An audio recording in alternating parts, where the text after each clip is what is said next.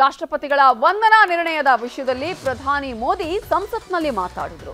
ಮಾತಿನುದ್ದಕ್ಕೂ ಪ್ರಧಾನಿ ಮೋದಿ ಕಾಂಗ್ರೆಸ್ನವರೇ ಟಾರ್ಗೆಟ್ ಆದ್ರು. ಮಣಿಪುರ ವಿಷಯ, ಡಿಕೆ ಸುರೇಶ್ ಪ್ರತ್ಯೇಕ ರಾಷ್ಟ್ರದ ವಿಷಯ, ಅಭಿವೃದ್ಧಿ ಅಸ್ತ್ರ ಬಿಟ್ಟ ಮೋದಿ ಕಾಂಗ್ರೆಸ್ ಅಂಗಡಿ 2024ಕ್ಕೂ ಕ್ಲೋಸ್ ಆಗುತ್ತೆ ಅನ್ನುವ ಮೂಲಕ ಮತ್ತೆ ಅಧಿಕಾರಕ್ಕೆ ಬರುವ ಭವಿಷ್ಯವಾಣಿ ನುಡಿದ್ರು. ಕಾಂಗ್ರೆಸ್ನವರ ರಿಯಾಕ್ಷನ್ ಹೇಗಿತ್ತು ನೋಡೋಣ.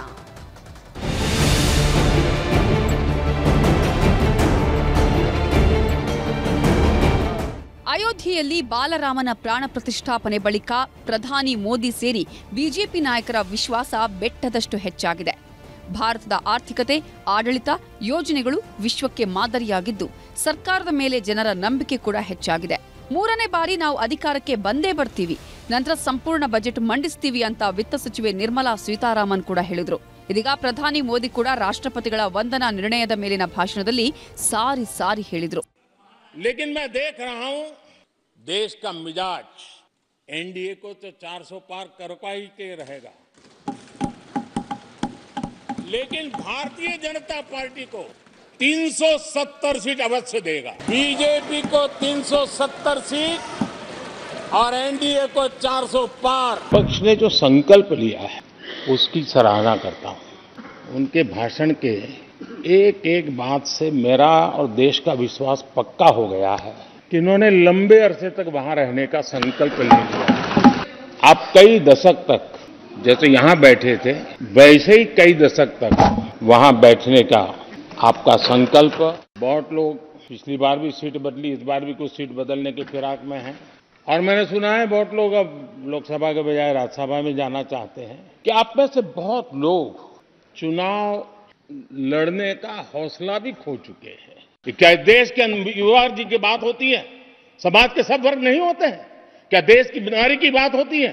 देश की सभी नारी नहीं होती है? कब तक टुकड़ों में सोचते रहोगे? कब तक समाज को बांटते रहोगे? सब सीमा करो. बहुत तोड़ा देश को. ಸಂಸತ್ ಅಧಿವೇಶನದಲ್ಲಿ ಪ್ರಧಾನಿ ಮೋದಿ ವಾಗ್ದಾಳಿ ಮಾಡಿದ್ದು ಪ್ರತ್ಯೇಕ ರಾಷ್ಟ್ರದ ಬಗ್ಗೆ ಮಾತಾಡಿದ ಕಾಂಗ್ರೆಸ್ ಸಂಸದ ಡಿಕೆ ಸುರೇಶ್ ಮೇಲೆ. ಡಿಕೆ ಶಿವಕುಮಾರ್ ಸಹೋದರ ಡಿಕೆ ಸುರೇಶ್ ಪ್ರತ್ಯೇಕ ರಾಷ್ಟ್ರದ ಬಗ್ಗೆ ಹೇಳಿದ್ದು ಮೋದಿ ಕೆರಳಿ ಕೆಂಡವಾದ್ರು. जोड़ने की बातें छोड़ो, तोड़ने की कोशिश करिए. आपके अंदर क्या पड़ा हुआ है? क्या इतने टुकड़े करके अभी भी आपके मन को समाधान नहीं हुआ है? देश के इतने टुकड़े कर चुके हो आप, और टुकड़े करना चाहते हो? कब तक करते रहोगे? उन्होंने कहा था हम इतना काम नहीं करते जितना कि यूरोप वाले या जापान वाले या चीन वाले या रूस वाले या अमेरिका वाले करते हैं. उनको सर्टिफिकेट दे रहे हैं, भारत के लोगों को नीचा दिखा रहे हैं. नेहरू जी की भारतीयों के प्रति सोच थी कि भारतीय आलसी है. नेहरू जी की भारतीयों के लिए सोच थी कि भारतीय कम अक्ल के लोग होते हैं. इंदिरा जी की सोच भी उससे ज्यादा अलग नहीं थी. एक ही प्रोडक्ट बार बार लॉन्च करने के चक्कर में कांग्रेस की दुकान ताला लगने की नौबत आ गई है. देश के लोकतंत्र के लिए परिवारवादी राजनीति, पारिवारिक पार्टियों की राजनीति, ये हम सबकी चिंता का विषय होना चाहिए. कांग्रेस एक परिवार में उलझ गई है. ಸಂಸತ್ ಅಧಿವೇಶನದಲ್ಲಿ ಭರ್ಜರಿ ಭಾಷಣ ಮಾಡಿದ ಮೋದಿ 3ನೇ ಸಲವೂ ನಮ್ಮದೇ ಸರ್ಕಾರ ಅಂತ ಭವಿಷ್ಯವಾಣಿ ಬರೆದಿಟ್ರು. ಆದರೆ ಮೋದಿ ಸರ್ಕಾರವನ್ನ ಇಕ್ಕಟ್ಟಿಗೆ ಸಿಲುಕಿಸಲು ಕಾಂಗ್ರೆಸ್ ಕೂಡ ತಯಾರಿ ಮಾಡಿಕೊಂಡಿದೆ. ದಕ್ಷಿಣದ ರಾಜ್ಯಗಳಿಗೆ ಬಜೆಟ್ ಅಲ್ಲಿ ಏನೂ ಸಿಕ್ಕಿಲ್ಲ, ಕರ್ನಾಟಕಕ್ಕೆ ಅನ್ಯಾಯ ಆಗ್ತಿದೆ ಅಂತ ದೆಹಲಿಯಲ್ಲಿ ಪ್ರಾದೇಶಿಕ ಹೋರಾಟದ ಕಿಚ್ಚು ಹತ್ತಿಸೋ ಪ್ರಯತ್ನವನ್ನ ಕಾಂಗ್ರೆಸ್ ರೆಡಿ ಮಾಡಿದ್ದು ನಾಳೆ ಇಡೀ ಸಿದ್ದರಾಮಯ್ಯ ಸರ್ಕಾರ ದೆಹಲಿಗೆ ಹೋಗ್ತಿದ್ದು ನಾಡಿದ್ದು ಕೇಂದ್ರದ ವಿರುದ್ಧ ಪ್ರತಿಭಟನೆಗೆ ಮುಂದಾಗಿದ್ದಾರೆ. ನಾವೆಲ್ಲ 7ನೇ ತಾರೀಕು ಬೆಳಗಡೆ ನಾವೆಲ್ಲ ದೆಹಲಿಯಲ್ಲಿ ನಮ್ಮ ಹೋರಾಟ, ನಮ್ಮ ಧ್ವನಿಯನ್ನ ದೆಹಲಿಯ ಸರ್ಕಾರಕ್ಕೆ ಮುಟ್ಟಿಸಬೇಕು. ಯಾವಾಗ ಡಿಕೆ ಶಿವಕುಮಾರ್ ದಿಲ್ಲಿಯಲ್ಲಿ ಧರಣಿ ಮಾಡೋದಾಗಿ ಘೋಷಿಸಿದ್ರೋ ಅತ್ತ ಬಿಜೆಪಿ ನಾಯಕರು ಕೂಡ ಕಾರ್ಯತಂತ್ರ ಶುರು ಮಾಡಿದ್ರು.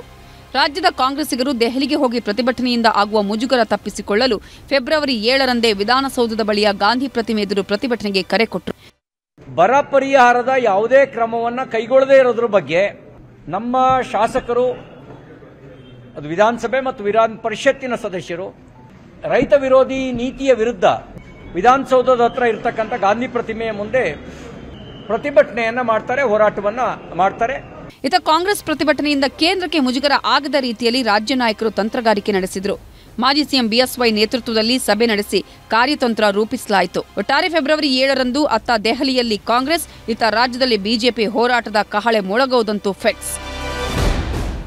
Bureau report, news 18.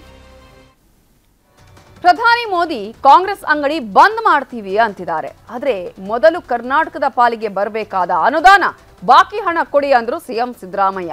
ಕರ್ನಾಟಕ ವಿಷಯದಲ್ಲಿ ಮಲತಾಯಿ ಧೋರಣೆ ಅಂತ ಸಿಎಂ ಡಿಸಿಎಂ ರೆಬಲ್ ಆದ್ರು. ಇದಕ್ಕೂ ಸಂಸತ್ನಲ್ಲೇ ಉತ್ತರ ಕೊಟ್ಟರು ನಿರ್ಮಲಾ ಸೀತಾರಾಮನ್. ಕೇಂದ್ರದ ವಿರುದ್ಧ ರಾಜ್ಯ ಸರ್ಕಾರ ಅನುದಾನ ಸಮರ, ಮಲತಾಯಿ ಧೋರಣೆ ಆರೋಪ, ಸಿಎಂ ಡಿಸಿಎಂ ಕಿಡಿ. ಪ್ರತ್ಯೇಕ ರಾಷ್ಟ್ರಕ್ಕೂ ಕೂಡ ನಾವು ಬೇಡಿಕೆಯನ್ನ ಇಡಬೇಕಾದಂತ ಅನಿವಾರ್ಯ ಪರಿಸ್ಥಿತಿಯನ್ನು ನಮ್ಮ ಮೇಲೆ ಹೇರ್ತಾ ಇದ್ದಾರೆ.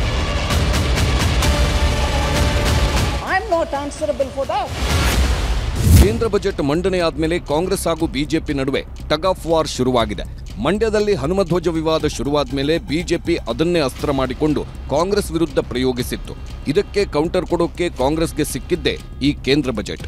ಇದರಲ್ಲಿ ರಾಜ್ಯಕ್ಕೆ ಬರಬೇಕಾದ ಕೇಂದ್ರದ ಅನುದಾನ ಬಂದಿಲ್ಲ ಅಂತ ಕಾಂಗ್ರೆಸ್ ಆರೋಪ ಮಾಡಿತು. ಆರೋಪ ಮಾಡುವ ಭರದಲ್ಲಿ ಕಾಂಗ್ರೆಸ್ ಸಂಸದ ಡಿಕೆ ಸುರೇಶ್ ಪ್ರತ್ಯೇಕ ರಾಷ್ಟ್ರ ಬೇಕೆನ್ನೋ ಕೂಗೆಬ್ಬಿಸಿದ್ರು.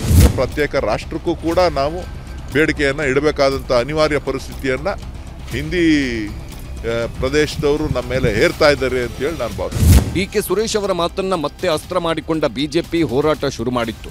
ದೇಶ ವಿಭಜನೆ ಅನ್ನೋ ಮಾತು ಕಿಚ್ಚು ಹೊತ್ತಿಸಿತ್ತು. ಆಗ ಎಲ್ಲ ಕಾಂಗ್ರೆಸ್ ನಾಯಕರು ಡಿಕೆ ಸುರೇಶ್ ಬೆನ್ನಿಗೆ ನಿಂತು ಅನುದಾನವನ್ನೇ ಮುಖ್ಯ ಅಜೆಂಡವನ್ನಾಗಿ ಮಾಡಿಕೊಂಡು ಕೇಂದ್ರದ ವಿರುದ್ಧ ಸಮರ ಸಾರಿದ್ರು. ಫೆಬ್ರವರಿ 7ರಂದು ಕೇಂದ್ರದಿಂದ ಬರಬೇಕಾದ ಅನುದಾನಕ್ಕೆ ಒತ್ತಾಯಿಸಿ ದೆಹಲಿಗೆ ಹೋಗಿ ಪ್ರತಿಭಟನೆ ಮಾಡಿ ಬಿಜೆಪಿಯನ್ನ ಕಟ್ಟಿಹಾಕೋ ಪ್ಲಾನ್ ಮಾಡಿದ್ದಾರೆ. ಜೊತೆಗೆ ಇವತ್ತು ಮುಖ್ಯಮಂತ್ರಿಗಳು, ಉಪಮುಖ್ಯಮಂತ್ರಿಗಳು ಸುದ್ದಿಗೋಷ್ಠಿ ನಡೆಸಿ ರಾಜ್ಯದ ಪಾಲಿಗೆ ಬರಬೇಕಾದ ಕೇಂದ್ರದ ಅನುದಾನದ ಲೆಕ್ಕವನ್ನೆಲ್ಲ ಕೊಟ್ಟರು. ಕೇಂದ್ರದಿಂದ ಬರ ಪರಿಹಾರ ಬಂದಿಲ್ಲ, ಕೊರೋನಾ ಪರಿಹಾರ ಬಂದಿಲ್ಲ, ತೆರಿಗೆ ಹಂಚಿಕೆಯಲ್ಲೂ ಅನ್ಯಾಯ ಅಂತೆಲ್ಲ ಕಿಡಿಕಾರಿದ್ರು. ಸೆಸ್ಸು ಮತ್ತು ಸರ್ಚಾರ್ಜ್ ಅನ್ನ ಪ್ರತಿ ವರ್ಷ ಹೆಚ್ಚು ಮಾಡ್ಕೊಂಡು ಹೋಗ್ತಾ ಇದ್ದಾರೆ. ಇದರಲ್ಲಿ ರಾಜ್ಯಗಳಿಗೆ ಪಾಲ್ ಕೊಡಲ್ಲ. ಯಾವುದರಲ್ಲಿ? ಸೆಸ್, ಸರ್ಚಾರ್ಜ್, ಇದನ್ನ ಕೇಂದ್ರ ಸರ್ಕಾರನೇ ಇಟ್ಕೊಂಡ್ಬಿಡ್ತದೆ. ಸೆಸ್ಸು ಸರ್ಚಾರ್ಜ್ ಕೊಡೋರು ಯಾರು? ಪೆಟ್ರೋಲ್ ಮೇಲೆ, ಡೀಸೆಲ್ ಮೇಲೆ ನಾವೇ. ನಮಗೂ ಕೊಡ್ಬೇಕಲ್ಲ ಪಾಲು. ಪ್ರಹ್ಲಾದ್ ಜೋಶಿ ಕೇಂದ್ರದಲ್ಲಿ ಮಂತ್ರಿ ಆಗಿದ್ದಾರೆ. ನಮ್ಮ ಎಂತೆವಳು ಅಮ್ಮ ಶೋಭಾ ಕರಂದ್ಲಾಜೆ ಮಂತ್ರಿ ಆಗಿದ್ದಾರೆ. ಎಂತೆವರು ಕೂಬಾ ಮಂತ್ರಿ ಆಗಿದ್ದಾರೆ. ಅವ್ರು ಯಾರು ಒಂದು ದಿನ ಬಾಯಿ ಬಿಟ್ಟಿಲ್ಲ. ಜನ ಇವ್ರಿಗೆ ಆಶೀರ್ವಾದ ಮಾಡಿ ಕಳಿಸಿದ್ರೆ ಕರ್ನಾಟಕಕ್ಕೆ ಅನ್ಯಾಯ ಆಗ್ತಾ ಇದ್ರೂ ಕೂಡ ಕಣ್ಣು ಮುಚ್ಕೊಂಡು ಕೂತ್ಕೊಂಡ್ರೆ ಏನ್ ಮಾಡಬೇಕು? ಕೋಳಿ ಚಿನ್ನದ ಮೊಟ್ಟೆ ಇಡ್ತದೆ ಅಂತೇಳಿ ಕೋಳಿನೇ ಕೂದ್ಬಿಡೋದು, ಮತ್ತೆ ಮೊಟ್ಟೆಯಲ್ಲಿ ಇಡ್ತದೆ ಅದು. ಇನ್ನು ಮುಂದೆ ಮೊಟ್ಟೆನೇ ಇಡಲ್ಲ. ಹಂಗಾಗಬಾರದು. ಹಾಲು ಕೊಡ್ತದೆ ಜಾಸ್ತಿ ಅಂತ ಕೆಚ್ಚಲೇ ಕೂದ್ಬಿಡೋದು, ಹಂಗಾಗಬಾರದು. ಇನ್ನು ಡಿಸಿಎಂ ಡಿಕೆ ಶಿವಕುಮಾರ್ ಕೂಡ ಮಾತನಾಡಿ ಕಳೆದ 8-10 ವರ್ಷದಿಂದ ರಾಜ್ಯಕ್ಕೆ ಕೇಂದ್ರದಿಂದ ಅನ್ಯಾಯ ಆಗಿದೆ ಅಂತ ಆರೋಪಿಸಿದ್ರು. ನೀರಾವರಿ ಅನುದಾನ ಘೋಷಣೆಗಷ್ಟೇ ಸೀಮಿತವಾಯಿತು ಅಂದ್ರು. ಆದ ಕೇಂದ್ರ ಸರ್ಕಾರ ಕಳೆದ 7-8 ವರ್ಷದಿಂದ ನಮಗೆ ಮಾಡ್ತಾರಂತ ಅನ್ಯಾಯ ಕೂಡ ನಾವು ಪ್ರತಿ ವರ್ಷ ಗಮನಿಸಿದ್ದೇವೆ. ನಮಗೆ ಕೋವಿಡ್ ಅಲ್ಲಿ ಏನೇ ಅನ್ಯಾಯ ಆಯಿತು, ರೈತರ ಸಂದರ್ಭದಲ್ಲಿ ಏನು ಅನ್ಯಾಯ ಆಯಿತು, ಜಿಎಸ್ಟಿಲಿ ಏನು ಅನ್ಯಾಯ ಆಯಿತು, ಆಮೇಲೆ ಕೊನೆಗೆ ಇರಿಗೇಷನ್ ಅಲ್ಲಿ ಅವರೇ, ನಾವೇನು ಹೇಳಿರಲಿಲ್ಲ, ಅವ್ರ ಬಿಜೆಪಿ ಗವರ್ಮೆಂಟ್ ಇದ್ದಂತ ಸಂದರ್ಭದಲ್ಲಿ ಅವರೇ ನೀರಾವರಿಗೆ 5,300 ಕೋಟಿ ರೂಪಾಯಿ ಕೊಡ್ತೀವಿ ನಾವು ಸ್ಪೆಷಲ್ ಆಗಿ ನಮ್ಮ ಇದಕ್ಕೆ ಭದ್ರಾ ಯೋಜನೆಗೆ ಅಂತೇಳಿ ಬಜೆಟ್ ಅಲ್ಲಿ ಅಪ್ಪರ್ ಭದ್ರಾ ಅನೌನ್ಸ್ಮೆಂಟ್ ಮಾಡಿ ಅದು ಕೂಡ ₹1 ಬಿಡುಗಡೆ ಆಗಲಿಲ್ಲ. ತೆರಿಗೆ ವಾರ್ನಲ್ಲಿ ಸಿಎಂ ಡಿಸಿಎಂ ಜಂಟಿಯಾಗಿ ಇಟ್ಟ ಲೆಕ್ಕ ಹೀಗಿತ್ತು.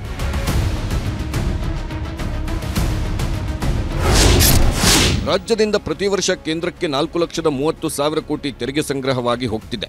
ಈ ವರ್ಷ ತೆರಿಗೆ ಪಾಲಿನಲ್ಲಿ 37,252 ಕೋಟಿ ರೂಪಾಯಿ ಹಣವನ್ನ ಕೇಂದ್ರ ಸರ್ಕಾರ ನೀಡಿಲ್ಲ. ಕೇಂದ್ರ ಪುರಸ್ಕೃತ ಯೋಜನೆಯಲ್ಲಿ 13,005 ಕೋಟಿ ರೂಪಾಯಿ ಬಾಕಿ ಹಣ ಕೊಟ್ಟಿಲ್ಲ. ಎರಡೂ ಸೇರಿ ಒಟ್ಟು ಕರ್ನಾಟಕಕ್ಕೆ ಬರಬೇಕಾದ ಬಾಕಿ 50,257 ಕೋಟಿ ಅಂತ ಸಿದ್ದು ಸರ್ಕಾರ ಹೇಳ್ತಿದೆ. ಜೊತೆಗೆ ತೆರಿಗೆ ಹಂಚಿಕೆ ಕಡತದಿಂದ 4 ವರ್ಷಗಳಲ್ಲಿ ಒಟ್ಟು 45,000 ಕೋಟಿ ರಾಜ್ಯಕ್ಕೆ ನಷ್ಟವಾಗಿದೆ ಅನ್ನೋದು ಕಾಂಗ್ರೆಸ್ ಕೊಟ್ಟ ಲೆಕ್ಕ. ಇಷ್ಟೇ ಅಲ್ಲ, ರಾಜ್ಯದಲ್ಲಿ 2023ರಲ್ಲಿ ಭೀಕರ ಬರ ಬಂತು, 35,000 ಕೋಟಿ ನಷ್ಟವಾಯಿತು. ರಾಜ್ಯ ಸರ್ಕಾರದ 17,901 ಕೋಟಿ ಪರಿಹಾರ ಕೊಡಿ ಅಂತ ಸಾಕಷ್ಟು ಸಲ ಮನವಿ ಮಾಡಿದೆ. ಆದರೆ ನಯಾ ಪೈಸೆ ಬಂದಿಲ್ಲ. ಇನ್ನು ಭದ್ರಾ ಯೋಜನೆಗೆ ಕೇಂದ್ರ ಸರ್ಕಾರ 5,300 ಕೋಟಿ ಘೋಷಿಸಿತ್ತು. 2023-24 ಬಜೆಟ್ನಲ್ಲೇ ಘೋಷಿಸಿದ್ರು. ಇದುವರೆಗೂ 1 ರೂಪಾಯಿನೂ ರಿಲೀಸ್ ಮಾಡಿಲ್ಲ. ಇನ್ನು ತೆರಿಗೆ ಹಂಚಿಕೆಯಲ್ಲಿ ಅನ್ಯಾಯ ಆಗಿದೆ ಅಂತ ಕರ್ನಾಟಕ ಧ್ವನಿ ಎತ್ತಿದಾಗ ಕೇಂದ್ರ ಹಣಕಾಸು ಆಯೋಗ ಎಲ್ಲಾ ಪರಿಶೀಲನೆ ನಡೆಸಿ 5,495 ಕೋಟಿ ಬಾಕಿ ಅನುದಾನ ಬಿಡುಗಡೆಗೆ ಒಪ್ಪಿಗೆ ಕೊಟ್ಟಿತ್ತು. ಆದರೆ ಆ ಹಣನೂ ಕೊಟ್ಟಿಲ್ಲ. ಆದರೆ 5,495 ಕೋಟಿ ಹಣದ ಬದಲಿಗೆ ರಾಜ್ಯದ ಅಭಿವೃದ್ಧಿಗೆ 6,000 ಕೋಟಿ ಕೊಡ್ತೀವಿ, ಫೆರಿಫೆರಲ್ ರಿಂಗ್ ರಸ್ತೆಗೆ 3,000 ಕೋಟಿ, ಕೆರೆಗಳ ಅಭಿವೃದ್ಧಿಗೆ 3,000 ಕೋಟಿ ಅಂತ ಆಗಸ್ಟ್ನಲ್ಲೇ ಕೇಂದ್ರ ಸರ್ಕಾರ ಘೋಷಿಸಿತ್ತು. ಆ ಹಣನೂ ರಿಲೀಸ್ ಮಾಡಿಲ್ಲ ಅನ್ನೋದು ರಾಜ್ಯ ಸರ್ಕಾರದ ನೇರ ಆರೋಪ. ಕಾಂಗ್ರೆಸ್ ಆರೋಪ ಕೇಳಿ ರಾಜ್ಯ ಬಿಜೆಪಿ ಸುಮ್ಮನೆ ಕೂರಲಿಲ್ಲ. ಸಿದ್ದು ಸರ್ಕಾರದ ಲೆಕ್ಕಕ್ಕೆ ತನ್ನದೇ ಅಂಕಿ ಸಂಖ್ಯೆಗಳೊಂದಿಗೆ ತಿರುಗೇಟು ಕೊಟ್ಟಿದೆ. 2014-15ರಲ್ಲಿ ರಾಜ್ಯಕ್ಕೆ ಬರಬೇಕಿದ್ದ ಹಣ 81,795 ಕೋಟಿ. ಯುಪಿಎ ಸಮಯದಲ್ಲಿ ರಾಜ್ಯಕ್ಕೆ ಸಿಕ್ಕಿದ್ದು 60,779 ಕೋಟಿ. ಮೋದಿ ಸರ್ಕಾರ ಕೊಟ್ಟ ತೆರಿಗೆ ಬಾಕಿ 2,82,791 ಕೋಟಿ. ರಾಜ್ಯದ ಅಭಿವೃದ್ಧಿಗೆ ಕೇಂದ್ರ ಕೊಟ್ಟ ಹಣ 2,08,882 ಕೋಟಿ. ಅತ್ತ ಸಂಸತ್ನಲ್ಲೂ ಅನುದಾನದ್ದೇ ಕದನ. ಅಧೀರ್ ರಂಜನ್ ಎತ್ತಿದ ಕರ್ನಾಟಕ ಪ್ರಶ್ನೆಗೆ ನಿರ್ಮಲಾ ಖಡಕ್ ಉತ್ತರ ಕೊಟ್ಟಿದ್ದು ಹೀಗೆ: ಅನುದಾನ ನೀಡಿಕೆಯಲ್ಲಿ ಯಾವುದೇ ತಾರತಮ್ಯ ಆಗಿಲ್ಲ, ಯಾರನ್ನೂ ಕಡೆಗಣಿಸಿಲ್ಲ, ಇದು ಹಣಕಾಸು ಆಯೋಗದ ಪ್ರಕ್ರಿಯೆ ಎಂದರು. ಕೇಂದ್ರದ ವಿರುದ್ಧ ಸಿದ್ದರಾಮಯ್ಯ ಮಾಡಿದ ಆರೋಪಗಳಿಗೆ ಬಿಜೆಪಿ ನಾಯಕರು ಕೂಡ ಆಕ್ರೋಶ ಹೊರಹಾಕಿದ್ದಾರೆ. 6 months if it was Anki Dori, what's going wrong now? Have you started spending on items which you were not supposed to spend? I'm not even questioning that. Do spend it, but don't put the blame on me. If the expenditure are going into areas which cannot be sustained by your budget, I can't do as long as the Finance Commission doesn't tell me to do. Constitutionally, unless the Finance Commission tells me to do something, I cannot. I don't have the discretion. Adir ji, please don't imagine that I have a discretion to play around with Finance Commission's recommendations. Please talk to the Finance Commission. The Karnataka Minister, Deputy Chief Minister, D.K. Shivkumar ji came and met me. He told me about the difficulties. I've heard him. I've given him the matter of fact answer. ಅವರೇನೋ 7ನೇ ತಾರೀಕೇನು ಧರಣಿ ಮಾಡ್ತೀನಿ ಅಂತ ಹೇಳಿರಲ್ಲ. ಧರಣಿ ಮಾಡ್ತಾರೆ ಅಂತ ಉದ್ದೇಶ ಏನು? ನಮಗೆ ದುಡ್ಡು ಕಡಿಮೆ ಆಗಿದೆ ಅಥವಾ ದುಡ್ಡು ಬಂದಿಲ್ಲ ಅಂತ. ಕೇಂದ್ರದಿಂದ ಏನು ಅನುದಾನಗಳು ನಮಗೆ ಬರಬೇಕು ಅದು ಬಂದಿಲ್ಲ ಅಂತ. ಅದಕ್ಕೋಸ್ಕರ ನಾನು ಹೇಳ್ತಿದ್ದೀನಿ, ಕೇಂದ್ರದಿಂದ ಯುಪಿಎ ಸರ್ಕಾರ ಇದ್ದಂಥ ಸಂದರ್ಭದಲ್ಲಿ ಕರ್ನಾಟಕ ರಾಜ್ಯಕ್ಕೆ ಏನು ಬಂದಿದೆ, ನರೇಂದ್ರ ಮೋದಿ ಸರ್ಕಾರ ಬಂದ ಮೇಲೆ ಕರ್ನಾಟಕ ರಾಜ್ಯಕ್ಕೆ ಏನು ಬಂದಿದೆ, ಇದಕ್ಕೆ ಶ್ವೇತಪತ್ರ ಹೊರಡಿಸಲಿ. ಪ್ರತ್ಯೇಕ ರಾಷ್ಟ್ರ ಹೇಳಿಕೆ ವಿವಾದವನ್ನೇ ಅಸ್ತ್ರ ಮಾಡಿಕೊಂಡಿದ್ದ ಬಿಜೆಪಿಗೆ ಈಗ ಕಾಂಗ್ರೆಸ್ ಅನುದಾನದ ತಾರತಮ್ಯ ಹೆಸರಲ್ಲಿ ಪೆಟ್ಟು ಕೊಟ್ಟಿದೆ. ದೆಹಲಿಗೆ ಹೋಗಿ ಅಲ್ಲೇ ಪ್ರತಿಭಟನೆ ಮಾಡಲು ಮುಂದಾಗಿರೋದು ಕೇಂದ್ರ ಬಿಜೆಪಿಗೂ ಮುಜುಗರ ತರಿಸಿದೆ. ರಾಜ್ಯ ಕಾಂಗ್ರೆಸ್ನ ಈ ಅನುದಾನದ ಸಮರದಲ್ಲಿ ಬಿಜೆಪಿ ಅದಿನ್ಯಾವ ಅಸ್ತ್ರ ಪ್ರಯೋಗಿಸುತ್ತೋ ಕಾದು ನೋಡಬೇಕು. Bureau report, news 18. ಲೋಕಸಭೆ ಎಲೆಕ್ಷನ್ ಹತ್ತಿರ ಆಗ್ತಾ ಇದ್ದಂತೆ ಬಿಜೆಪಿ ಒಳಗೆ ಬಡಿದಾಟ ಶುರುವಾಗ್ತಿದೆ. ಲೋಕಸಭೆ ಟಿಕೆಟ್ಗಾಗಿ ಕಮಲದ ಒಳಗೆ ಕದನ ಜೋರಾಗ್ತಿದೆ. ಕದನಕ್ಕೆಲ್ಲ ವಿರಾಮ ಹಾಡೋಕೆ ಕೇಂದ್ರ ಗೃಹ ಸಚಿವ ಬಿಜೆಪಿ ಚಾಣಕ್ಯ ಅಮಿತ್ ಶಾ ಫೆಬ್ರವರಿ 9ಕ್ಕೆ ರಾಜ್ಯಕ್ಕೆ ಬರ್ತಿದ್ದಾರೆ.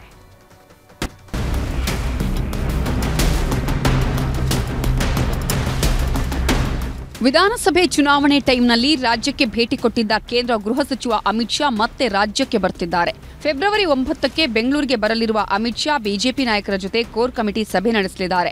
ಲೋಕಸಭಾ ಚುನಾವಣೆಯ ಸಿದ್ಧತೆ ಸೇರಿದಂತೆ ಅಭ್ಯರ್ಥಿಗಳ ಆಯ್ಕೆ ಪ್ರಕ್ರಿಯೆ, ಬಿಜೆಪಿ ಮತ್ತು ಜೆಡಿಎಸ್ ಮೈತ್ರಿ ಹಿನ್ನೆಲೆಯಲ್ಲಿ ಸ್ಥಾನಗಳ ಹಂಚಿಕೆ ಹಾಗೂ ಕೆಲವು ಹಿರಿಯ ನಾಯಕರ ಅಹವಾಲುಗಳ ಬಗ್ಗೆ ಅಮಿತ್ ಶಾ ರಾಜ್ಯ ನಾಯಕರೊಂದಿಗೆ ಸಮಾಲೋಚನೆ ನಡೆಸಲಿದ್ದಾರೆ. ಫೆಬ್ರವರಿ 10 ಶನಿವಾರ ಮೈಸೂರಿನ ಸುತ್ತೂರು ಜಾತ್ರಾ ಮಹೋತ್ಸವದಲ್ಲಿ ಭಾಗಿಯಾಗುತ್ತಾರೆ. ಫೆಬ್ರವರಿ 10 ಶನಿವಾರ ಸಂಜೆ 5 ಗಂಟೆಗೆ ಶ್ರೀಮತಿ ಪಾರ್ವತಮ್ಮ ಮತ್ತು ಡಾಕ್ಟರ್ ಶ್ರೀ ಶಾಮನೂರು ಶಿವಶಂಕರಪ್ಪ ಅತಿಥಿ ಗೃಹವನ್ನು ಅಮಿತ್ ಶಾ ಉದ್ಘಾಟಿಸಲಿದ್ದಾರೆ. ಈ ಕಾರ್ಯಕ್ರಮದಲ್ಲೇ ಶಾಮನೂರು ಶಿವಶಂಕರಪ್ಪ ಅವರನ್ನು ಸನ್ಮಾನಿಸಲಿದ್ದಾರೆ. ಕಾರ್ಯಕ್ರಮದಲ್ಲಿ ಕೇಂದ್ರ ಸಚಿವ ಪ್ರಹ್ಲಾದ್ ಜೋಶಿ, ಮಾಜಿ ಸಿಎಂಗಳಾದ ಎಚ್.ಡಿ. ಕುಮಾರಸ್ವಾಮಿ, ಬಸವರಾಜ ಬೊಮ್ಮಾಯಿ, ವಿಪಕ್ಷ ನಾಯಕ ಆರ್ ಅಶೋಕ್, ಬಿಜೆಪಿ ರಾಜ್ಯಾಧ್ಯಕ್ಷ ವಿಜಯೇಂದ್ರ, ಪ್ರಭಾಕರ್ ಕೋರೆ ಮುಖ್ಯ ಅತಿಥಿಗಳಾಗಿರುತ್ತಾರೆ.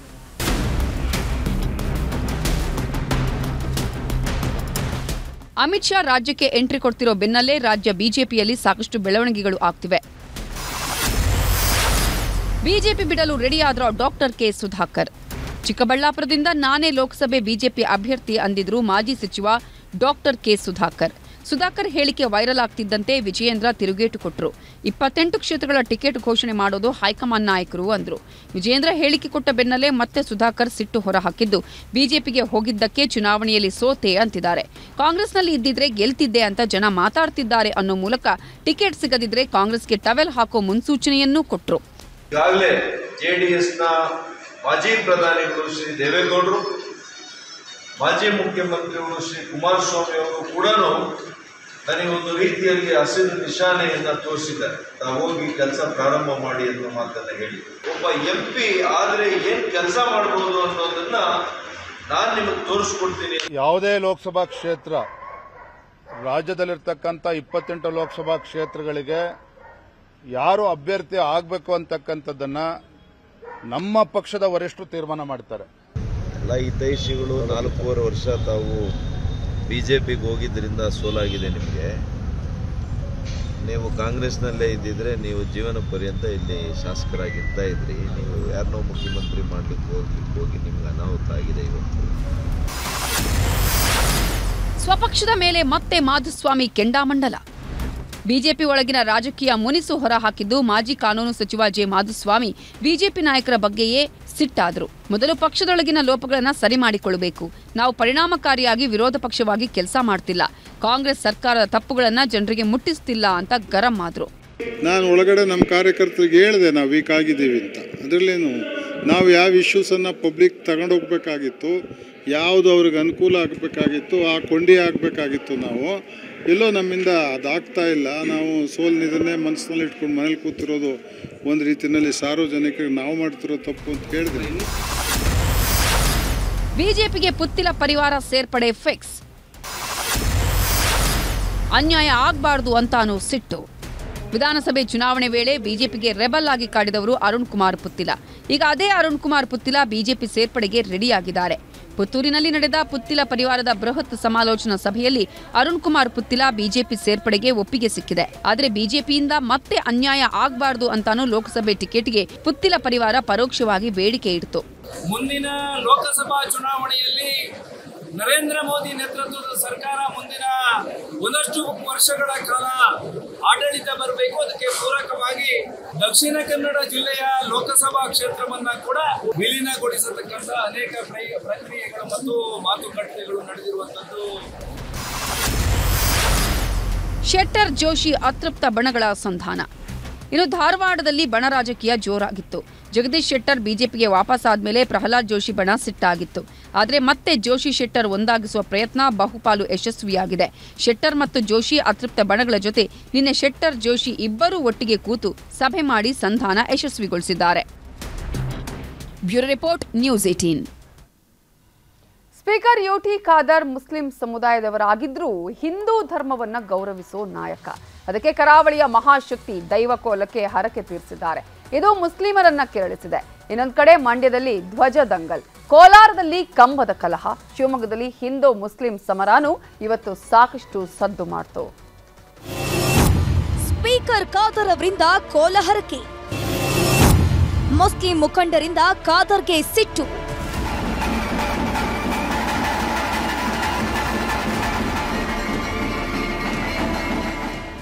ಧರ್ಮ ದಂಗಲ್ಗಳ ನಡುವೆ ಸ್ಪೀಕರ್ ಯುಟಿ ಖಾದರ್ ಕೋಮು ಸೌಹಾರ್ದ ಕಾರ್ಯಕ್ಕೆ ಸಾಕ್ಷಿಯಾದರು. ಶ್ರೀ ಕ್ಷೇತ್ರ ಪನೋಲಿಬೈಲ್ನ ಕಾರ್ಮಿಕ ದೈವಗಳಾದ ಕಲ್ಲುರ್ಟಿ ಕಲ್ಕುಡ ದೈವಗಳ ಕೋಲದಲ್ಲಿ ಭಾಗಿಯಾಗಿ ಹರಕೆ ತೀರಿಸಿದ್ರು.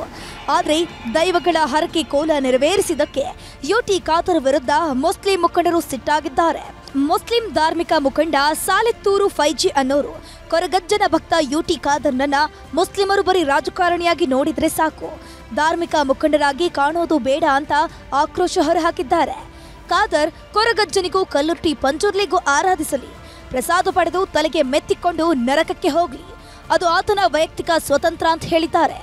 ಆಕ್ಷೇಪ ವ್ಯಕ್ತಪಡಿಸಿದ್ದಕ್ಕೆ ಸ್ಪೀಕರ್ ಯುಟಿ ಖಾದರ್ ಸ್ಪಷ್ಟನೆಯನ್ನ ಕೊಟ್ಟಿದ್ದು, ಸೋಷಿಯಲ್ ಮೀಡಿಯಾದಲ್ಲಿ ಗೀಚುವವರನ್ನ ಇತಿಹಾಸ ನೆನಪಿಟ್ಟುಕೊಳ್ಳೋದಿಲ್ಲ, ಪ್ರಶ್ನೆ ಕೇಳುವವರನ್ನು ಕೂಡ ಇತಿಹಾಸ ನೆನಪಿಗೆ ಇಟ್ಟುಕೊಳ್ಳಲ್ಲ ಅಂತ ತಿರುಗೇಟನ್ನು ಕೊಟ್ಟರು.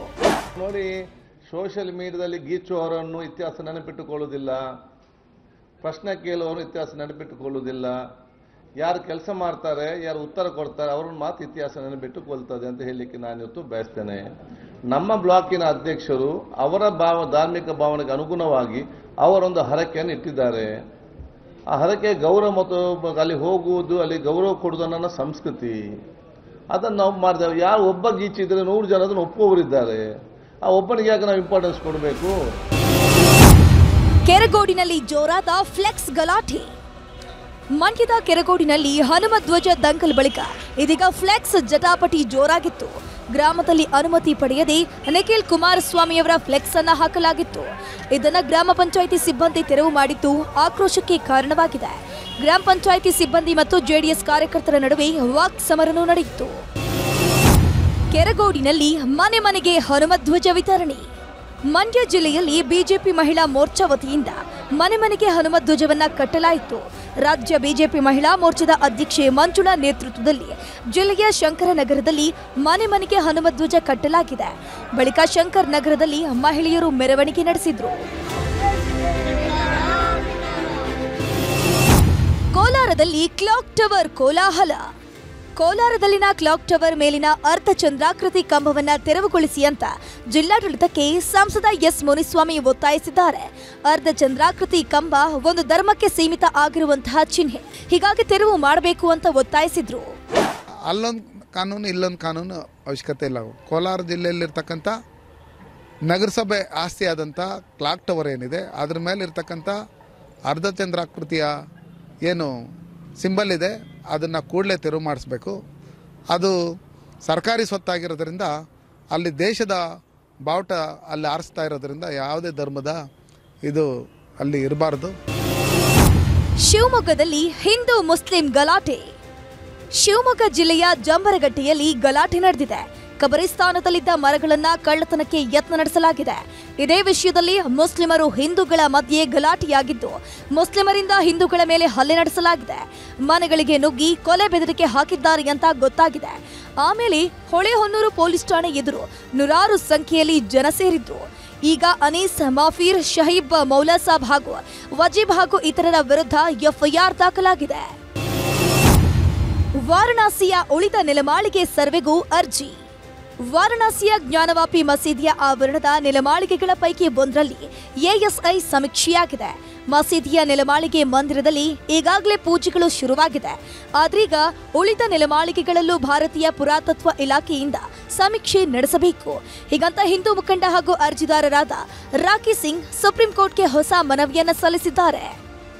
Bureau report, news 18. ಕಳೆದ 10 ವರ್ಷಗಳಿಂದ ಬೆಂಬಿಡದೆ ಮಲೆನಾಡಿಗರನ್ನ ಕಾಡ್ತಾ ಇರುವ ಸಮಸ್ಯೆ ಅಂದ್ರೆ ಅದು ಮಂಗನ ಕಾಯಿಲೆ. ಇತ್ತೀಚೆಗೆ ಕಮ್ಮಿಯಾಗಿದ್ದ ಈ ಮಾರಣಾಂತಿಕ ಕಾಯಿಲೆ ಮತ್ತೆ ವಕ್ಕರಿಸಿದ್ದು ಮರಣ ಮೃದಂಗ ಬಾರಿಸುತ್ತಿದೆ. ಮಲೆನಾಡಿನಿಂದ ಶುರುವಾಗಿ ಕರಾವಳಿ ಕರ್ನಾಟಕವನ್ನೂ ಬಾಧಿಸುತ್ತಿದೆ.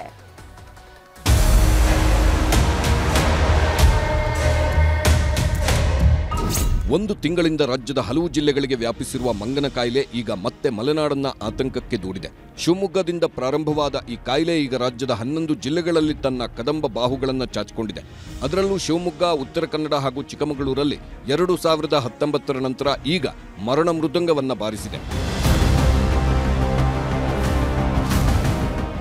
ಶಿವಮೊಗ್ಗಕ್ಕೆ ಅಂಟಿಕೊಂಡಿರುವ ಉತ್ತರ ಕನ್ನಡ ಜಿಲ್ಲೆಯಲ್ಲಿ ಮಂಗನ ಕಾಯಿಲೆ ಭೀತಿ ಈ ವರ್ಷ ಉಲ್ಬಣಗೊಂಡಿದೆ.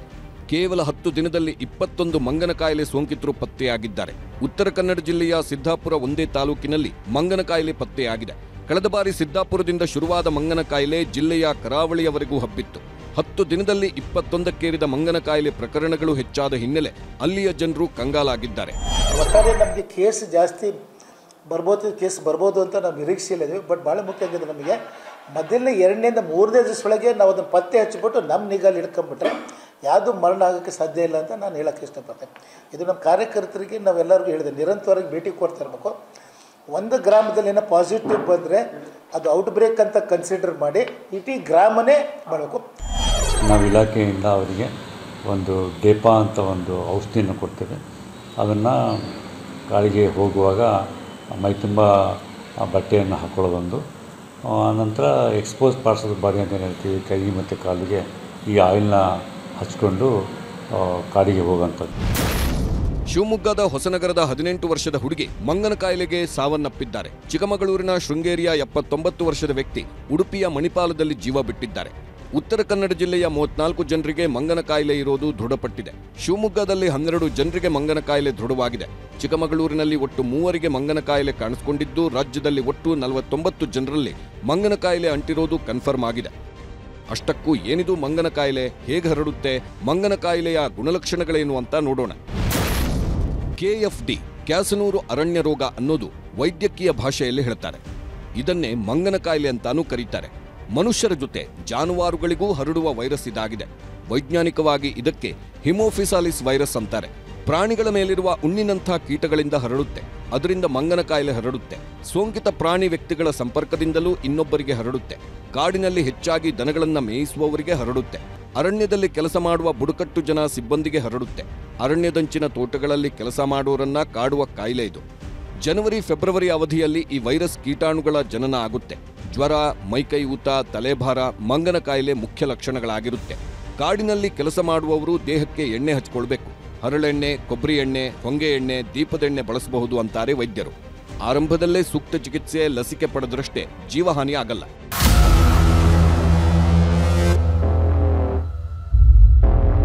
ಮನೆಯಿಂದ ಹೊರಹೋಗುವಾಗ, ಕೆಲಸದ ನಿಮಿತ್ತ ಅರಣ್ಯ ಪ್ರದೇಶಕ್ಕೆ ಹೋಗುವಾಗ ಕಡ್ಡಾಯವಾಗಿ ದೀಪದ ಎಣ್ಣೆಯನ್ನ ಕೈ ಹಾಗೂ ಕಾಲಿಗೆ ಹಚ್ಚಿಕೊಳ್ಳುವಂತೆ ಅರಿವು ಮೂಡಿಸಲಾಗುತ್ತಿದೆ. ಆದರೆ ಆರೋಗ್ಯ ಇಲಾಖೆಯ ಈ ಕ್ರಮ ಎಷ್ಟರ ಮಟ್ಟಿಗೆ ಸಫಲವಾಗುತ್ತದೆ ಎಂಬುದನ್ನ ಕಾದು ನೋಡಬೇಕಿದೆ. ವಿನಯ್ ಪುರದಾಳ್, ನ್ಯೂಸ್ 18 ಕನ್ನಡ, ಶಿವಮೊಗ್ಗ. ಕನ್ನಡಿಗರ ನೆಚ್ಚಿನ ನ್ಯೂಸ್ 18 ಕನ್ನಡ ಈಗ ವಾಟ್ಸ್ಆಪ್ನಲ್ಲೂ ಲಭ್ಯ.